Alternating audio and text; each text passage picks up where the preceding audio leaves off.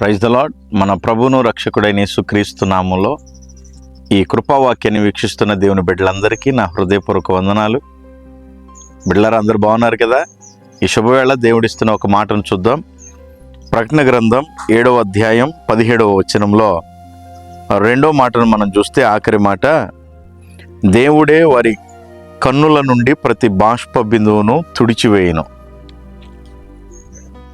దేవుడే నీ కన్నీటి ప్రతి బాష్ప బిందువును ఆయన తుడిచివేస్తున్నాడు.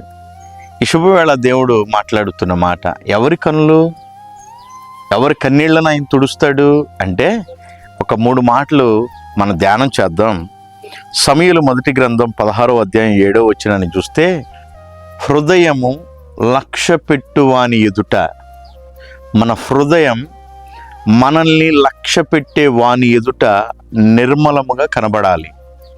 సౌలు దేవుని ఎదుట తను అధికారికంగా నియమించబడక మునుపు చాలా దీనుడుగాను చాలా విధేయుడుగా కనబడ్డాడు. రాను రాను రాను రాను దేవుని కంటే మనుషులను ఎక్కువగా ఆశించిన వ్యక్తిగా కనబడ్డాడు. దేవుడే వారి కన్నుల ప్రతి బాష్ప బిందువును తుడిచివేస్తాడు.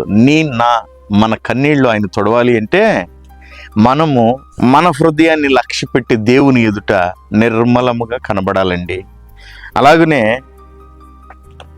మన స్తుతించుచున్న స్థుతిలో ప్రత్యేకమైన స్తుతిగానముగా మనం మార్చబడాలి. అనేకులు దేవుని ఎదుట నిలబడుతున్నారు. ఈ రోజున స్తుతి, ఆ ధ్యానం, ఆ ప్రత్యేక విధానాన్ని కోల్పోతున్నారు. ఆయనను స్తుతించేవారు కష్టంలోను, నష్టంలోను, ఇరుకులోను, ఇబ్బందులోను స్తుతి ఆపక ఆయన స్తుతిస్తారు. అలాగనే వారి హృదయాన్ని చూస్తున్న దేవుడు ఉన్నాడని, ఆ హృదయ ధ్యానమును పరీక్షించే దేవుడు ఉన్నాడని ఆయన వైపు మాత్రమే వారి జీవితాన్ని నడిపించుకొని కొనసాగించబడతారు.